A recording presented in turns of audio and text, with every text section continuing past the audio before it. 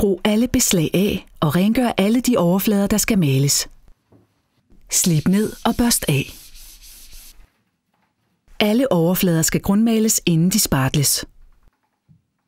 Eventuelle huller og ujævnheder skal spartles ud. Du skal spartle 2 gange.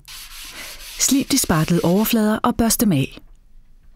Mal alle overflader 2 gange med rulle. Slib overfladerne og børst dem af mellem hver påføring.